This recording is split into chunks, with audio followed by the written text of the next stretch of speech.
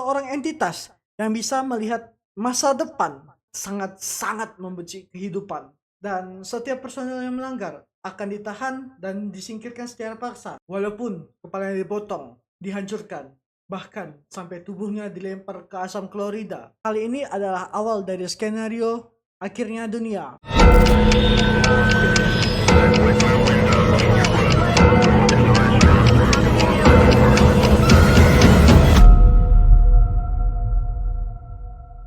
Hai, it's Apone Aiden and welcome to my video.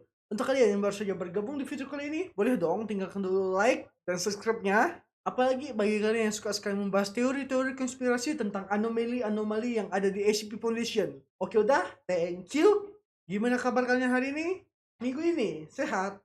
Semoga kalian sehat ya. Dan untuk kalian yang udah masuk ke SD, SMP atau SMA, selamat udah masuk ke step berikutnya. Yeay. Anyways, kita mau bahas apa lagi sih hari ini Bang Apunia? Well, hari ini kita akan membahas tentang anomali-anomali yang sudah diamankan oleh SCP Foundation. Dan tenang, anomali-anomali yang ku dapatkan ini dari arsip-arsipnya sangat-sangat wow, mind blowing. Sangat-sangat mind blowing dari episode kemarin. Dan oleh karena itu, keep silence and listening. Yang pertama adalah SCP-682. SCP-682 adalah anomali dengan bentuk reptil yang tidak diketahui asal-usulnya. Dan makhluk ini sangat amat cerdas. Itu terlihat dari komunikasinya dengan SCP-079 yang sangat rumit pada masa penahanan mereka. SCP-682 adalah anomali yang sangat membenci kehidupan. Dan hal ini diperlihatkan pada perilakunya selama penahanan yang dilakukan oleh SCP Foundation. Dan setelah ditahan oleh SCP Foundation, dikonfirmasi bahwa SCP-682 memiliki beberapa kemampuan. Dan setelah diamati dalam waktu yang cukup lama, dikonfirmasi bahwa SCP-682 memiliki kekuatan, kelincahan, dan juga refleks yang sangat tinggi. Dan kemampuan yang juga dimiliki oleh SCP-682 adalah keabadian. Walaupun kepalanya dipotong, dihancurkan, bahkan sampai tubuhnya dilempar ke asam klorida, SCP-682 dapat meregenerasi semua organnya yang sudah hancur. Dan prosedur penahanan SCP-682 terbilang sangat rumit. Kenapa sangat ribet? Well, SCP-682 harus dikurung dalam sebuah ruangan dengan plat baja anti asam setebal 25 cm dengan lebar ruangan 5x5x5 cm, dan plat baja tersebut harus melapisi semua sisi dari ruangan tersebut, dan ruangan tersebut harus diisi dengan asam klorida sampai SCP-682 akan terus meregenerasi kulit dan tubuhnya sampai dia kewalahan. Dan para personel dilarang langsung berkontak mata atau langsung berkomunikasi dengan SCP-682. Wow, SCP-682 ini benar-benar mengerikan ya. Bahkan orang-orang atau personel-personel yang berkontak mata atau berkomunikasi dengan dia tuh bisa langsung dihilangkan gitu. Macam di negara apa ya? Bakso. Oh, udah, lupakan. Bahkan prosedur penahanannya di dalam ruangannya saja, dia itu harus direndam dalam asam klorida gitu. Bahkan tertulis di sini, asam klorida itu untuk memurnikan logam, untuk menghancurkan logam gitu. Asam yang sangat kuat lah. Habis pikir aku. Dan bagaimana menurut kalian SCP-682 ini mengerikan? Komen di bawah. Next. Yang berikutnya adalah SCP-001. SCP-011 adalah entitas humanoid yang tingginya sekitar 700 cm. Dan SCP-001 dilengkapi dengan perlengkapan bercahaya seperti sayap malaikat yang ditampilkan dari ujung bahu sampai ke ujung pergelangan kakinya. Meskipun jumlahnya belum dipastikan, sebagian pengamat memperkirakan ada sekitar 2-108 sayap dengan jumlah rata-rata 4 sayap yang diperlihatkan oleh entitas ini. Dan SCP-001 memiliki sebuah senjata yang diperkirakan oleh para pengamat dari SCP Foundation sebagai sebuah pedang. Dan pedang tersebut diidentifikasikan sebagai SCP-001-B. Dan pedang tersebut memancarkan sebuah gelombang panas yang setara dengan suhu permukaan matahari. Dan walaupun pedang tersebut tidak mempengaruhi alam di sekitarnya, tapi setiap kali ada entitas atau makhluk hidup, terkecuali manusia, yang mendekati SCP-001 dalam jarak 1 kilometer dari SCP-001 akan langsung ditebas dan lenyap seketika. Dan para pengamat melihat SCP-001 tampak berdiri menunduk dan memegang SCP-001 strip B di tangannya. Dan di balik tubuh SCP-001 yang begitu besar, di baliknya ada sebuah gerbang yang dijaga oleh SCP-001, dan pengamat dari SCP Foundation melaporkan bahwa pintu yang dijaga oleh SCP-001 memiliki sistem kehidupan sendiri di dalamnya.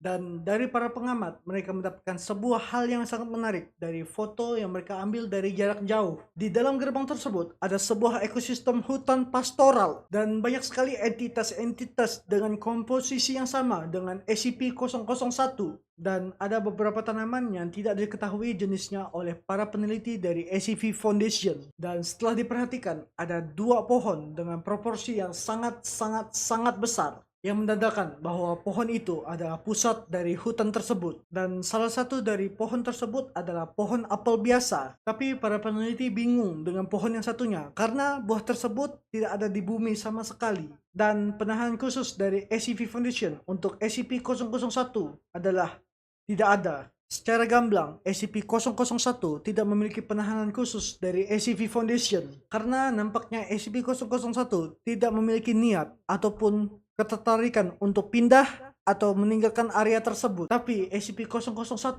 harus selalu diawasi dalam kurun waktu 24x7 dalam jarak kurang lebih 10 km dari SCP-001.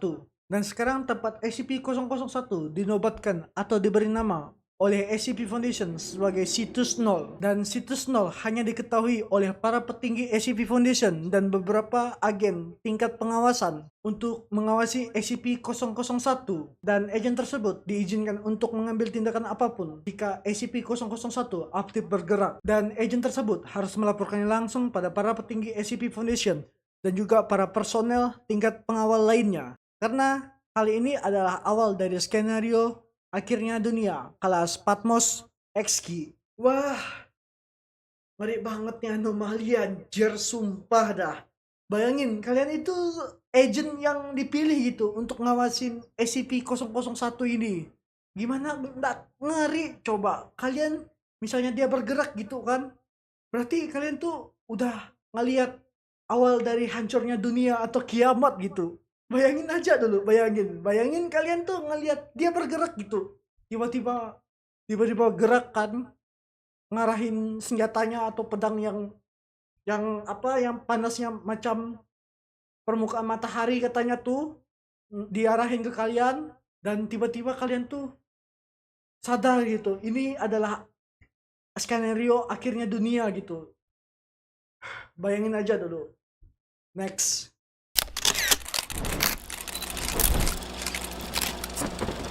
Yang berikutnya adalah SCP-187.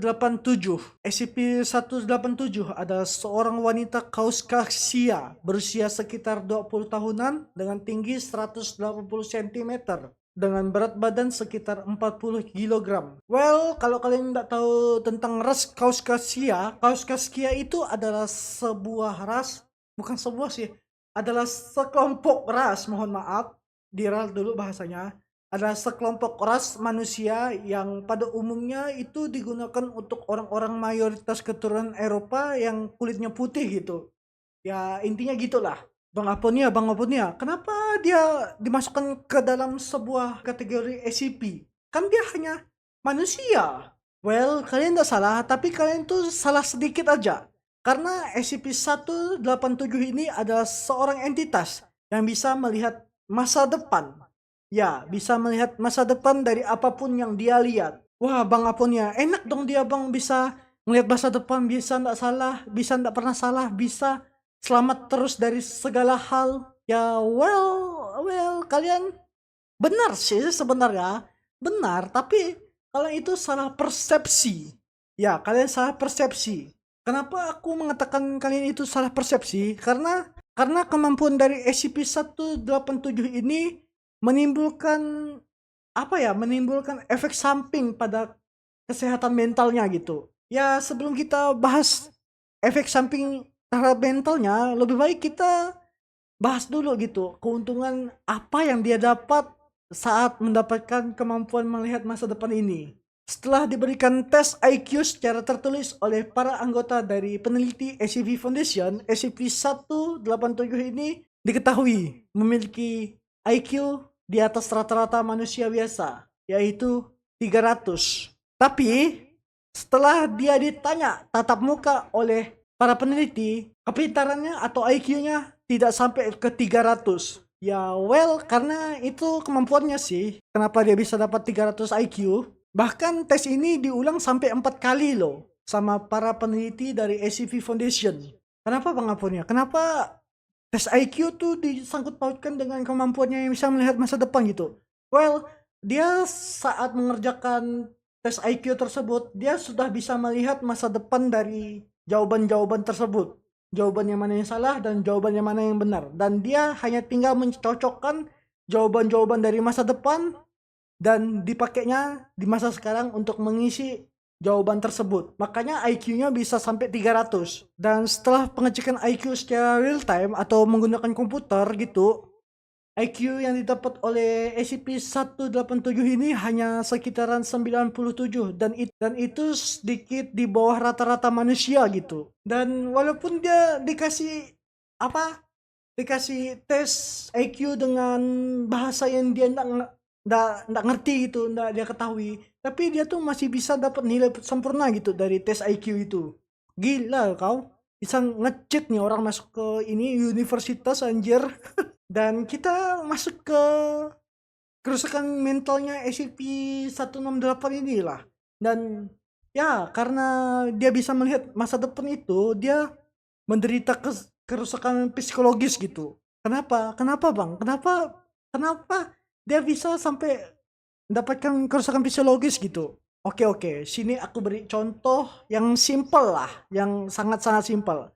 Misalnya dia dipertemukan dengan orang yang akan mati, yang akan meninggal, bukan mati ya, yang akan meninggal 1 atau 2 hari kemudian, dia dapat melihat orang tersebut masuk ke rumah sakit, misalnya dia sakit ya, akan masuk ke rumah sakit, meninggalnya, bahkan yang paling parah, dia akan melihat proses pembusukan orang tersebut. Ya, karena itu psikologisnya hancur gitu. Dan karena itu juga SCP-187 ini menolak untuk makan maupun minum. Kenapa? Ya kalian tahu sendiri lah apa yang dia lihat saat dia melihat makanan dan minuman itu. Aku sih tak mau nyebutnya. Ngeri cok. Oh. Dan penahanan khusus dari SCP-187 ini adalah dia akan diinfus dengan infus khusus setiap saat untuk nutrisinya. Dan dia juga akan diberikan sarung tangan lembut karena menghindari bahwa dia akan mencolok bola matanya sendiri karena dia bisa melihat semua masa depan. Ya, dia diberikan sarung tangan khusus loh. Agak kejam sih sebenarnya. Wait, enggak sampai situ. Dia bisa makan sebenarnya SCP-187 ini, tapi ada prosedur khususnya gitu kalau dia mau dikasih makan. Prosedur dia diberi makan itu yang pertama, matanya akan ditutup. Yang kedua, makanannya atau waktu dia diberi makanan itu tidak boleh lebih dari 15 menit. Dan yang ketiga, dia akan selalu dipindah-pindahkan ruangan saat dia makan. Kalian bayangin, kuat gak kalian gitu? Hah? Kalian bilang enak, bisa ngeliat masa depan tuh, hah? Kuat nggak? Apa nggak hancur mental kalian gitu, anjir, sumpah dah. Dan prosedur penahanan dari SCP-187 ini lebih agak istimewa gitu. Soalnya dia punya punya tim medis khusus untuk dia sendiri. Entah untuk nenangin dia, untuk membius dia, untuk melakukan terapi, untuk melakukan penelitian pada matanya. Semua itu ada tim medis khususnya. Bayangin. Kalian udah bisa ngeliat masa depan. Dibuat jadi objek penelitian. Kalau kalian panik atau kalian tantrum gitu, langsung dibius. Bayangin gimana ndak stres kalian asem-asem. Dan kalian pasti berpikir hanya sampai situ aja kan? Enggak. Aku tadi bilang dia selalu dibius kan dengan dosis yang tepat. Well, biusannya itu berada pada makanannya. Ya, dia dibius itu saat dia makan. Bayangin, setiap dia makan dia akan apa dikasih obat bius gitu biar dia apa ya? Biar dia tenang dan setiap dia makan dosisnya akan ditambahkan. Aku ndak habis pikir, astaga. Dan itu aja video pada hari ini dan kalian bisa gitu komen gitu di bawah SCP mana aja yang buat kalian wah mind blowing nih, wah nggak jelas nih, aduh, apa nih? Apa kalian terkesan dengan SCP yang bisa abadi gitu, yang abadi memiliki kemampuan abadi atau seorang malaikat yang menjaga sebuah pintu di belakangnya atau seorang wanita yang bisa melihat masa depan tapi mengorbankan kewarasannya. Komen di bawah apa yang membuat kalian terkesan dan aku Aponia Eden. Stay safe and stay healthy and sayonara. Anyways, Bang Aponia, kita hari ini mau bahas apa lagi sih ya, Bang Aponia?